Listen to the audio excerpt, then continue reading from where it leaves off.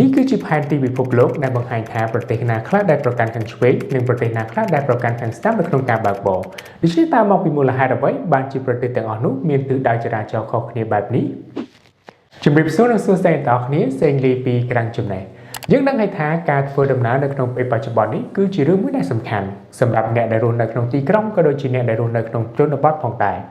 យើងដឹងហើយថាការធ្វើដំណើរគឺអាចមានការធ្វើដំណើរតាមរយៈផ្លូវអាកាសផ្លូវគោកនិងផ្លូវទឹកជាដើមប៉ុន្តែអ្វីដែលសំខាន់នោះគឺជាការធ្វើដំណើរនៅលើផ្លូវគោកគឺជាទិសដៅចរាចរណ៍ដែលមានភាពខុសគ្នាទៅកាន់ប្រទេសនីមួយៗរថយន្តត្រូវបានគេបង្កើតឡើងនៅក្នុងថ្ងៃទី29ខែមករាឆ្នាំ1886ចំណែកឯម៉ូតូវិញត្រូវបានគេបង្កើតឡើងនៅក្នុងឆ្នាំ1885ក៏ប៉ុន្តែដើមហេតុនៃការប្រកាន់ឆ្វេងនិងប្រកាន់ស្ដាំនេះអាចមានរយៈពេលឬមូលហេតុវែងជាងនេះទៅទៀតតាមរយៈស្ថិតិគឺមានប្រទេសប្រមាណជា 35% នៅក្នុងពិភពលោកនេះដែលប្រកាន់នៅក្នុងការបើកបររបស់ខ្លួននៅក្នុងខាងឆ្វេងដែលនេះរួមមានប្រទេសថៃដែលជាប្រទេសជិតខាងរបស់យើងចក្រភពអង់គ្លេសជប៉ុនប្រទេសម៉ាល់តានិងប្រទេសឥណ្ឌូនេស៊ីជាដើមចុះមានមូលហេតុអ្វីបានជាទិសដៅចរាចរណ៍នៅក្នុងប្រទេសទាំងអស់នេះស្ថិតនៅខាងឆ្វេងកាលពីសម័យដើមនៅក្នុងការធ្វើដំណើរនោះពួកគេតែងតែមានដាវឬកាំបិតជាប់ចង្កេះជាដើមដែលនេះមិនខុសអ្វីអំពីអ្នកដែលរស់នៅក្នុងទ្វីបអឺរ៉ុបនោះទេ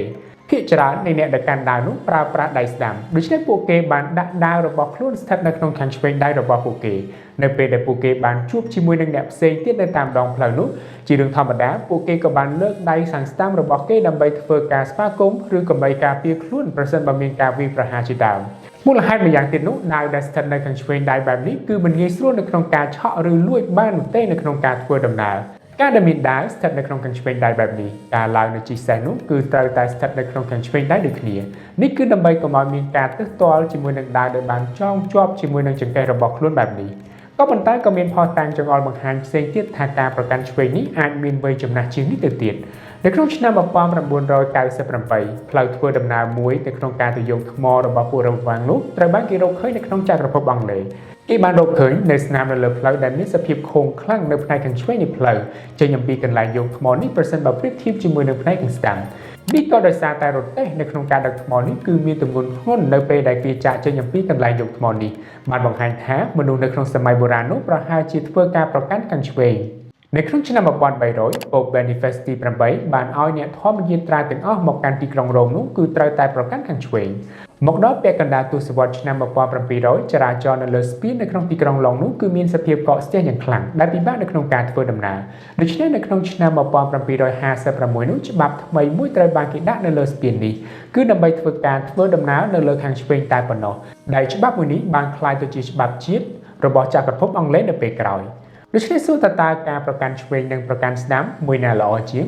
នៅក្នុងការសិក្សាមួយនៅក្នុងឆ្នាំ1968បានបង្ហាញថាប្រទេសដែលប្រកាន់ខាងឆ្វេងនោះគឺមានអត្រាគ្រោះថ្នាក់ចរាចរណ៍ទាបជាងប្រសិនបើប្រៀបធៀបជាមួយនឹងប្រទេសដែលប្រកាន់ខាងស្ដាំការសិក្សានេះបានចង្អុលបង្ហាញថាភ្នែកខាងស្ដាំនិងដៃខាងស្ដាំរបស់យើងគឺជាផ្នែកមួយដែលយើងប្រើប្រាស់ច្រើនដូច្នេះនៅពេលដែលយើងបើកបរនៅលើផ្លូវផ្នែកខាងឆ្វេងនោះផ្នែកខាងស្ដាំរបស់យើងអាចធ្វើការសង្កេតឃើញនូវសកម្មភាពផ្សេងៗតាមរយៈដងផ្លូវនេះបានដែលធ្វើឲ្យការបើកបរនៅខាងឆ្វេងនោះគឺមានប្រសិទ្ធភាពជាងចុះហេតុអ្វីបានជាប្រទេសនៅជុំវិញពិភពលោកមិនបើកបរនៅខាងឆ្វេងទាំងអស់ទៅមានមូលហេតុពីរដែលគេជឿថាជាមូលហេតុដែលធ្វើឲ្យការបើកបរប្រកាន់ស្ដាំនេះបានកើតមានឡើងទីមួយនោះគឺនៅក្នុងកំឡុងទសវត្សរ៍ឆ្នាំ1700កើតមាននៅរទេះដឹកទំនិញធំរទេះនេះគឺបរដោយសេះចំនួន2ក្បាលដែលគ្មានកន្លែងអង្គុយសម្រាប់អ្នកបើកបរនោះទេអ្នកអង្គុយនៅលើខ្នងសេះនេះគឺត្រូវតែប្រើប្រាស់ខ្សែដើម្បីវាយសេះពីផ្នែកខាងស្ដាំដៃរបស់គេដោយសន្មតថាមនុស្សភាគច្រើនប្រើប្រាស់ដៃស្ដាំជាទូទៅ